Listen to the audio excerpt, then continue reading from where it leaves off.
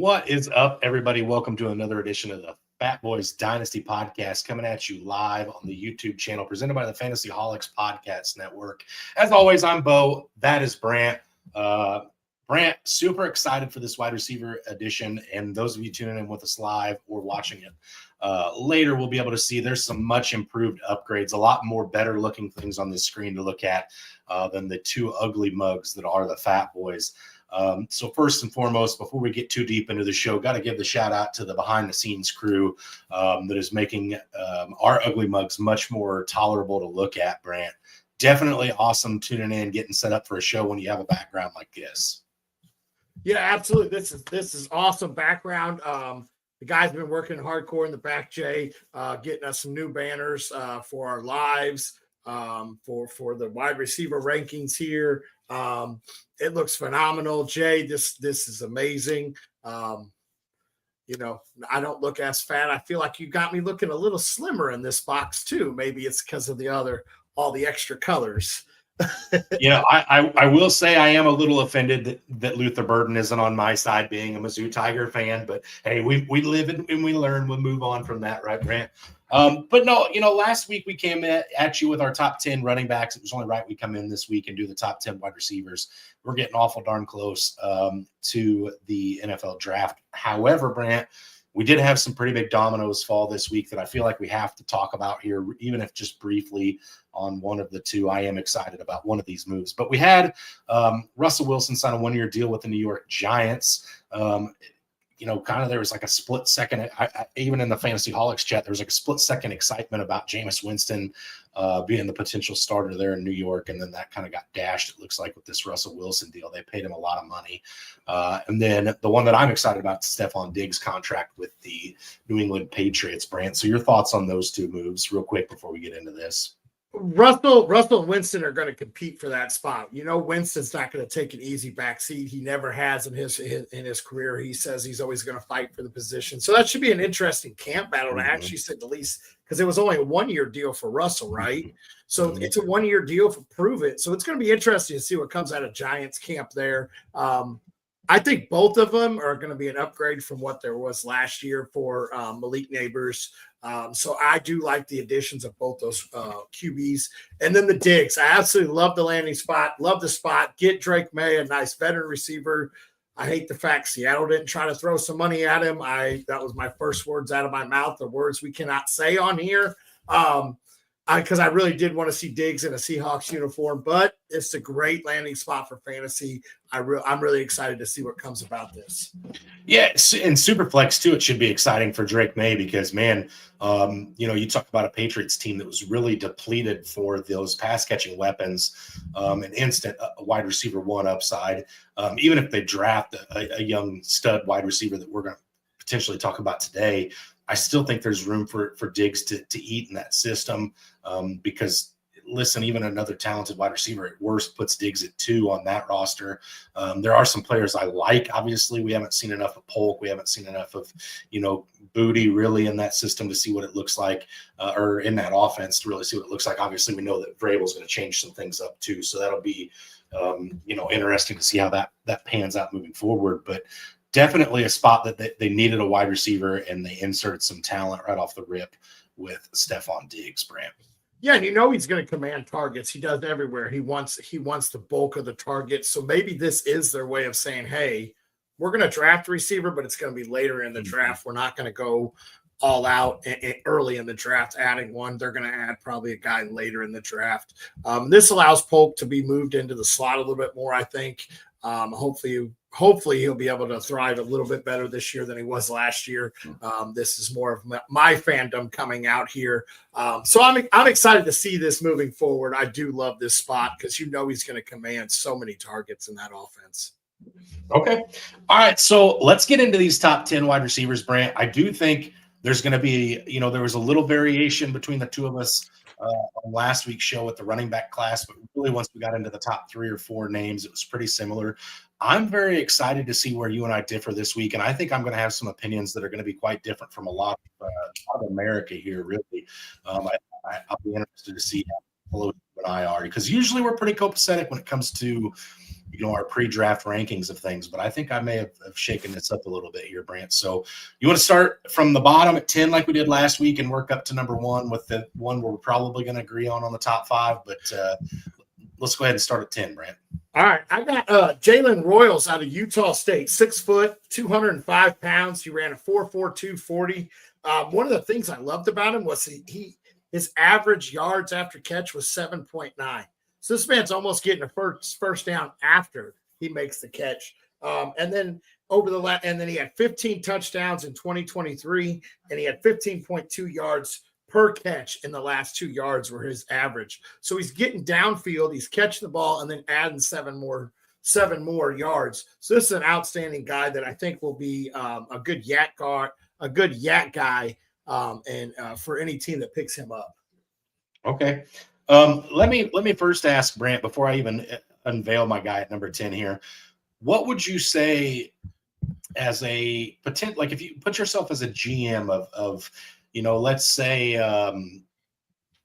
the Las Vegas Raiders, who are void of talent outside of Bowers there at tight end, need a wide receiver. What would you say if I told you there's a wide receiver who is going to be drafted later than a lot of the other names, but he averaged 25.4 yards per catch last season for an SEC school? Would there be any interest for you? Absolutely. A deep threat is absolutely in the cards for them. I think they need to focus more on an X guy because, Bowers is going to move in there, but a field stretcher would definitely be a good play there. What if I told you this field stretcher was 6'5", 215 pounds, that maybe could be more than a field stretcher, just wasn't used that way in school? I mean, we should see. We shall see. It's Pete Carroll's system, so let's see. This is Dante Thornton Jr. out of the University of Tennessee, Brant. I was kind of looking at it, and everybody made such a big deal out of Matthew Golden really flying up boards after his 4.29 40. Matthew Golden is 6 foot tall, 195 pounds. Dante Thornton Jr. is 20 pounds heavier than Matthew Golden and 5 inches taller, and ran a 100th of a second slower 40 time than him, Brant. This is electric for a guy of this size. Thornton was kind of a gadget guy in college. He did average 25.4 yards per catch, but he only had 26 receptions this year as a senior. So definitely makes you question why he's not on the field more with that raw size and that talent. I felt like those things were enough to make me put him inside my top 10 because I feel like the athleticism is there. Okay. Absolutely. So my number 9 guy is going to get into I have 2 guys from this school, actually, and this is going to be the Iowa State, Jalen Noel at 5'11", 200 pounds, 4.39 40. He had 80 receptions for 1,094 yards and 8 touchdowns this past year. His drop rate has this is what stuck out to me as I was looking at some drop rates for some of these guys. I looked at a little bit of film, but this guy's drop rate decreased. He was 10% drop rate in 2022, 4.8 in 2024. So he's improving as he goes on. He's getting better hands. He's showing that he's willing to work at it. So this is a guy that I know a lot of people have had him coming up the draft board after the combine. This is a guy that he shows that he's willing to work on his negative takes, his weaknesses, as you would say. Yeah, I do like me some Jalen Noel. I will talk about him as well here in a little bit, not to give any spoilers here. At my number 9, Brant, I have Isaiah Bond out of the University of Texas. This was a guy that was supposed to be one of the premier wide receivers this year. He did kind of get shadowed, especially down the stretch by Matthew Golden a little bit. 5'11", 180 pounds, so it's a little bit smaller frame. This would have scared me 4 or 5 years ago. I think we've kind of seen that mold get shaken, obviously, with like Devonta Smith, Wan'Dale Robinson, some of these smaller guys that have proven that they can, get in there, take some hits, bounce back, and still be productive. My big thing that I liked with Isaiah Bond, Brant, was that he didn't really have a drop-off going from Alabama to Texas. So learning that new system one year to the next, changing his quarterback from one year to the next, didn't really mess him up too bad. I think he's got skills that translate into the National Football League. And I really think what we've noticed here with Texas in the Steve Sarkisian era is that they're producing some darn good NFL talent, It obviously has happened last year, the year before in the NFL draft, and it's kind of something that's just we're starting to see more and more. I think Texas is churning out some pros at this point, so I think Isaiah Bond just has to be on the top 10 as well. Okay, absolutely. He did not quite make mine. He was right there. I was going up and down. Do I put him in? Do I take him out? I was going up and down with him. I do like Isaiah Bond. I do think that he's a guy that, judging the landing spot in the draft, he could sneak into my top 10. But at number 8, I have Jaden Higgins out of Iowa State. This is the second guy, 6'4", 215 pounds, 4.47 40. Has the most contested catches in FBS in the last 2 years, with a 55.6% catch rate on contested catches, only 3% drop rate over his entire college career. This guy can be an absolute electric X, a plug and play guy for the right school the right team that drafts him. This is a guy that I could see becoming an instant top receiver on a team. Yeah, I definitely agree. I will talk about him as well moving in. In my number 8, I have Jack Beck out of the TCU, 6'2", 215 pounds, 4.55 40 times, so a little slower, but again, nice frame.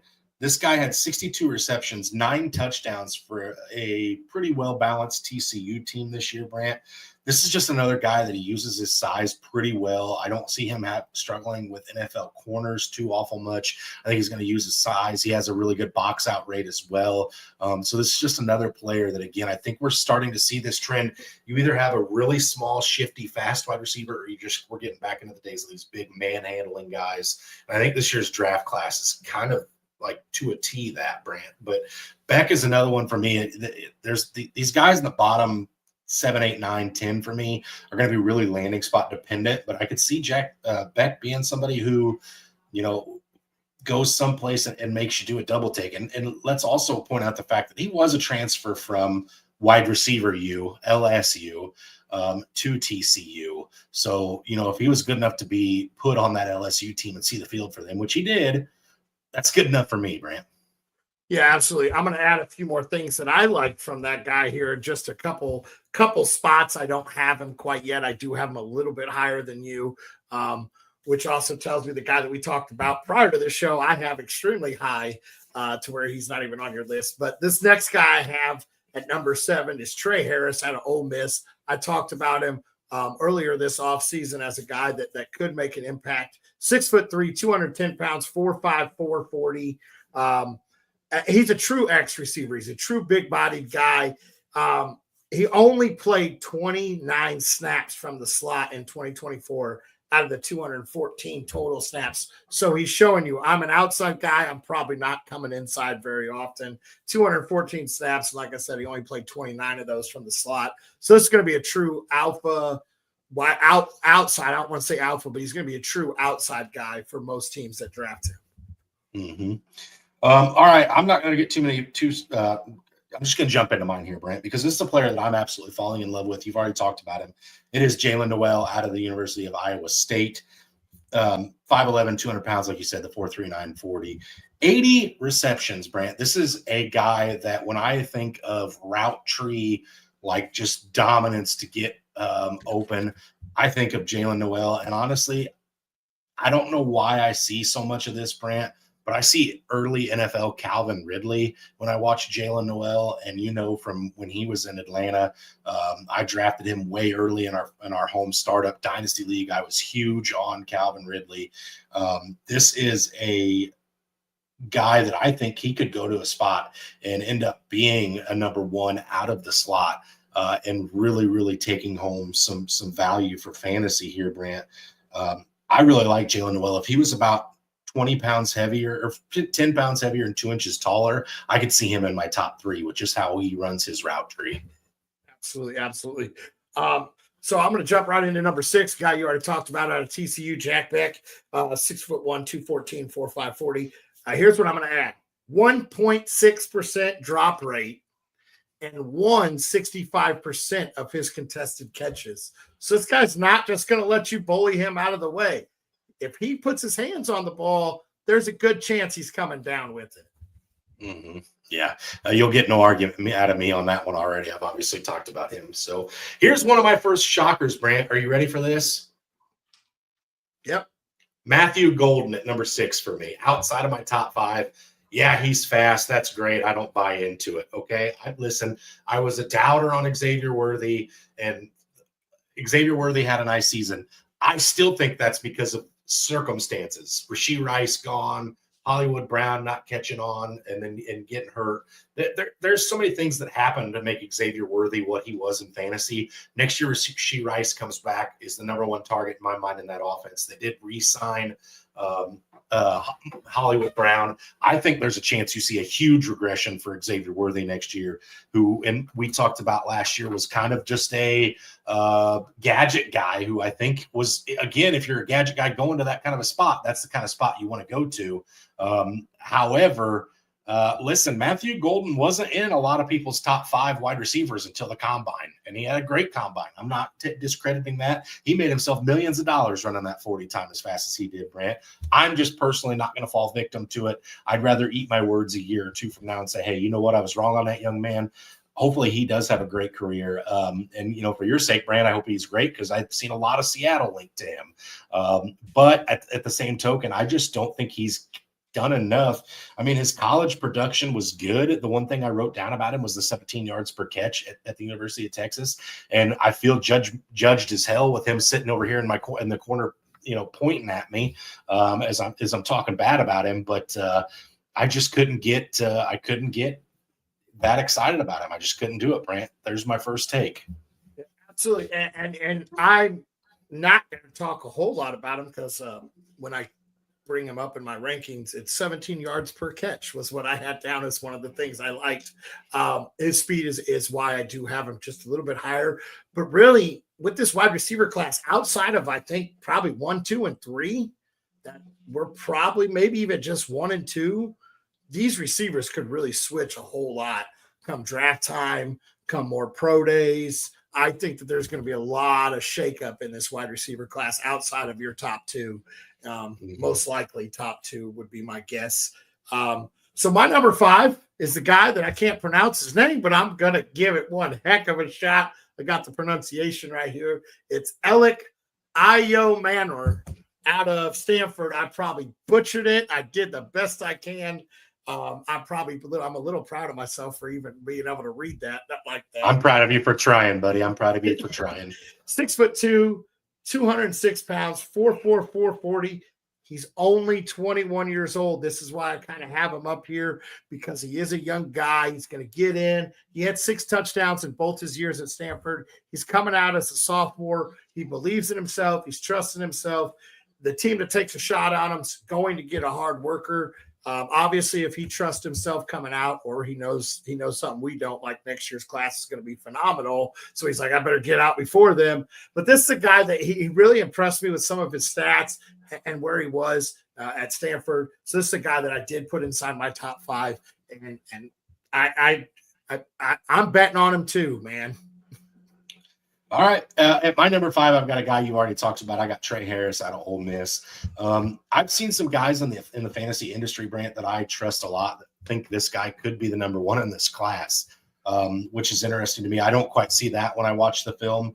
But what I do see when I look at Trey Harris is bully ball, Brant. I was impressed by his hands, how he uses his hands, when he's fighting for that contested pass.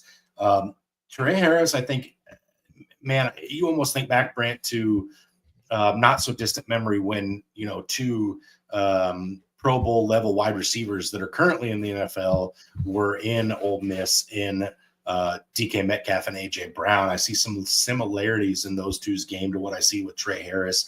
Again, I don't have a whole lot to say outside of bully ball with him. I just think this is the type of dominant end zone-esque, contested catch wide receiver that this class really represents to me. And I just think this is another guy that he could step into a spot and be the number 1 on somebody's NFL roster.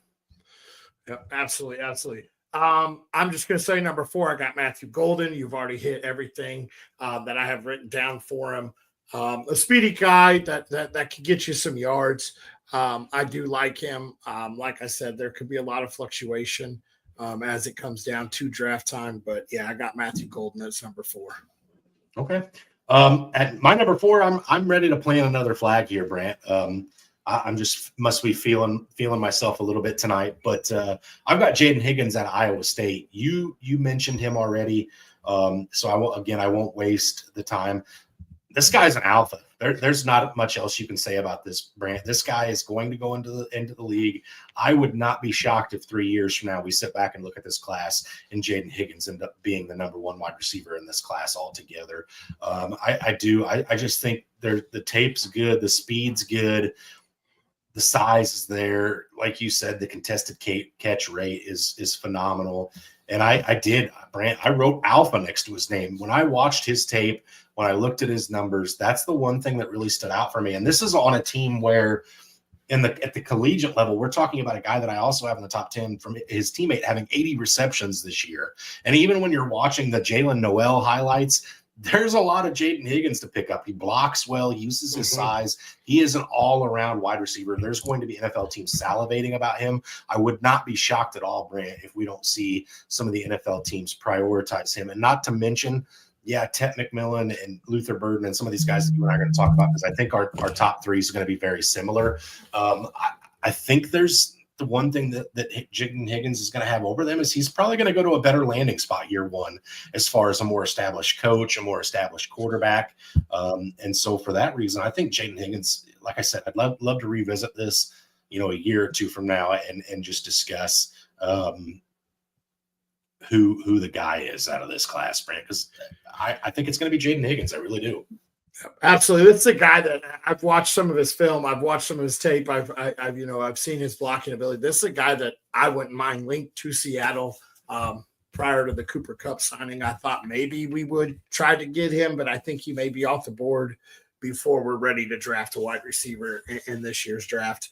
At number 3, I have Emeka Egbuka, 6'1", 202 pounds, 4.3 40, 10 touchdowns in 2 of his 4 seasons. And think about all the wide receivers there in Ohio State, and you're able to put down 10 touchdowns in 2 of your 4 years. That's very, that's very eye-opening to me. He's a guy that's trustful in the red zone. So I absolutely do like this guy. I think that this is going to be a guy that some NFL team is going to get, and they're going to fall in love with some of his route running ability and his hands. And Ohio State has been putting out some good wide receivers as of late. Yeah, and that's the thing too, Brant. You talk about this Ohio State team, because I do have Emeka at 3 for myself as well. So we might have the top 3 just the same here, actually. I have Emeka at my 3rd spot as well. And what stood out to me is that he pulled 81 receptions down for Ohio State Buckeyes this year in a team where everybody is salivating over Jeremiah Smith, right? Everybody was talking about freshman Jeremiah Smith, as they should. Phenom, stud, going to be one of those generational talents we talk about whenever he's ready to come out to this draft. And Emeka Egbuka was able to pull down 81 receptions. And let's not kid ourselves here, Brant. I think Ohio State is giving LSU a run for its money, at least in the recent years, with wide receivers that we've put out. I mean, you talk about Marvin Harrison, who underperformed a little bit last year, JSN, Garrett Wilson, Chris Olave, the list goes on. And this is a school that I think is really on the map for wide receivers right now. And I just think Emeka Egbuka is going to be the next one. Yeah, absolutely. Absolutely. My number 2, I have Luther Burden out of your Mizzou Tigers, 5'11", 208 pounds, 4'4", 140. This is where I wanted to get out. This is where I started looking at drop rates and everything else, because I really wanted to get something that most people may have not heard about them or seen about them. 4.5% drop rate in college. This is the other thing I wanted to add. He added 34 rushing attempts in college. So he's able to come out of the backfield, use the wide receiver handoffs. This is a guy that absolutely could be electric, could be a Deebo Samuel-esque type player. Yeah, this is a Deebo on steroids. I think Luther Burden, obviously the offensive prowess at Mizzou took a step back this year.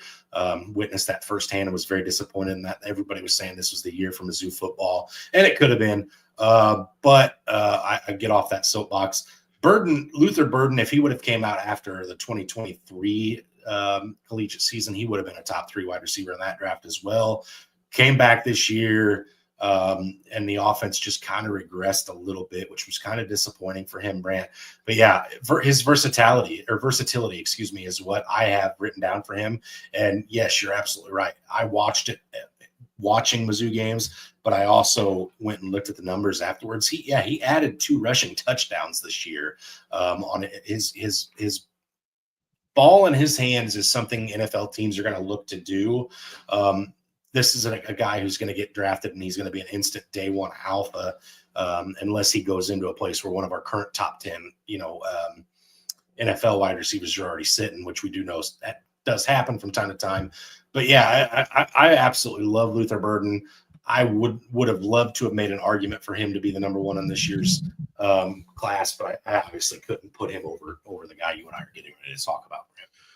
Yeah, so at number 1, we got Ted McMillan. 6'5", 212 pounds, 4.5 40. And in his 3 years of college, he dropped the ball 9 times. That's it. He's great at 50-50 balls. He dropped the ball 9 times in college. Yeah, Brant, there's not a whole lot to add to this, really. There isn't. The one thing I will say is it feels criminal for somebody to be 6'5", to weigh 212 pounds and move as fluidly as he does. His cuts are insane. His route running, just everything he does is just smooth. It's almost like watching a graceful ballerina. I don't know how else to describe it. It's just everything he does has a purpose, Brant, and that purpose is to be a nasty, vicious, make the defender look as bad as possible wide receiver. And man, NFL corners are going to struggle with this guy. I can't wait for the day we get a Tet McMillan Sauce Gardner matchup, or a Tet McMillan Derek Stingley matchup. There's going to be some matchups in the NFL with this guy that are just going to be, amazing. But again, at 6'5", to be as fluid as he is with his movements, Brant, it feels unhuman almost. It's just unlike anything we've seen. And I don't want to, necessarily make this comp necessarily. But the last wide receiver I can feel like I watched and felt that way about was Calvin Johnson. So, it's just, listen, that's steep praise. And I'm not trying to hype that on Tet McMillan at this point, but that's definitely something that I feel is there. Tyler, I see your question. I want to pull this up on the screen, Brant, and just see your thoughts on this. Tyler asked how early are you taking one of the rookie wide receivers in redraft leagues? Ted, I'm probably talking first 2 rounds, especially if you're doing it pre-draft. I want to see where he goes. I think he's going to wind up at a Vegas, and I'll definitely solidify that. The first 24 picks, I'm probably pulling Ted. I think this is going to be a guy.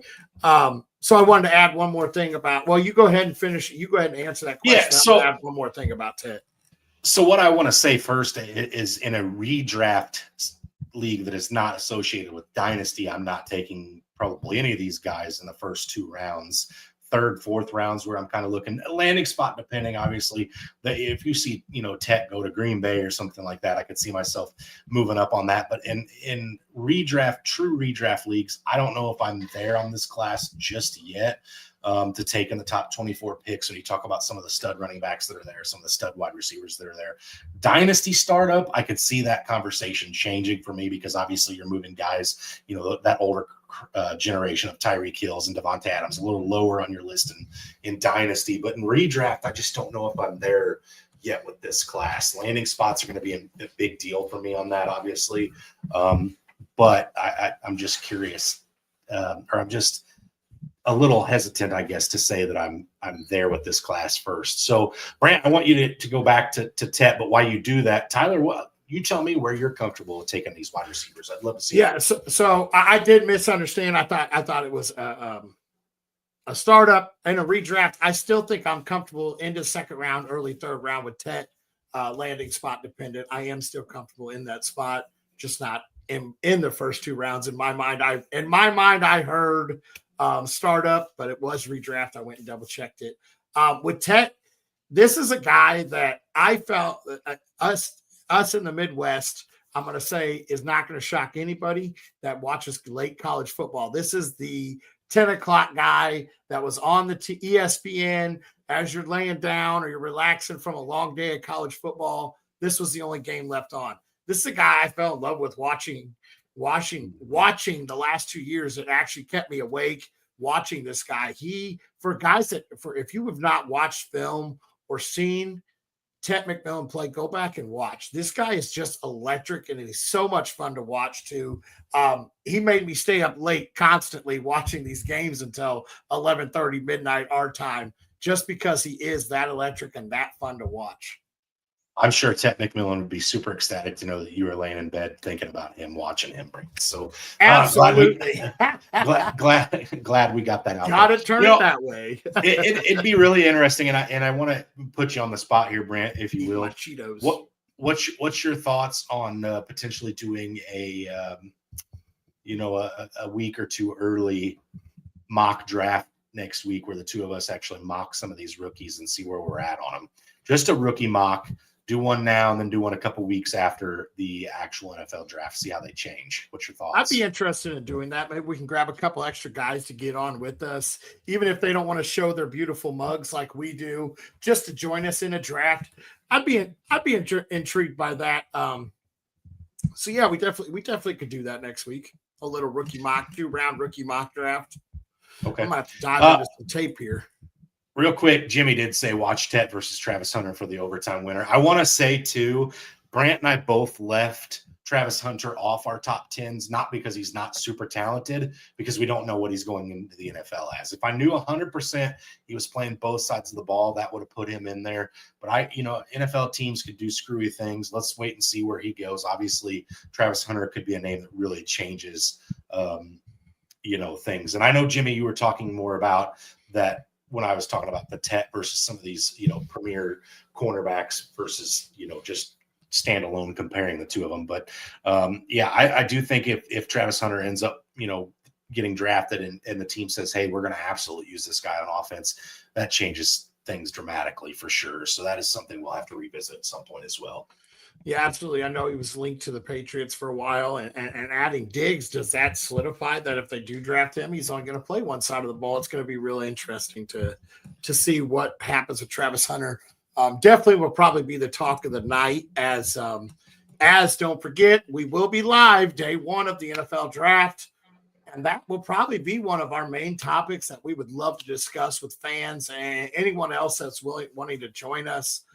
We would love to talk about, the Travis Hunter and some of these landing spots on that day one of the draft. I'm super excited. I'm ready to get to the draft. I'm ready to start diving into this season a little deeper and get the ball rolling here.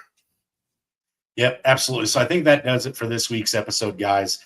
Be looking for next week where we come out and do that mock draft. Jump in and tell us where you think Brant and I mess up, or where you would have taken a player, what value picks we get there. So be looking for that next Wednesday. Absolutely. Thanks for joining in, guys. Jay, once again, phenomenal layouts here. We'll definitely get with you to get one for the mock draft too. You do a great job. We appreciate it. And as always, stay hungry. Stay fat, my friends.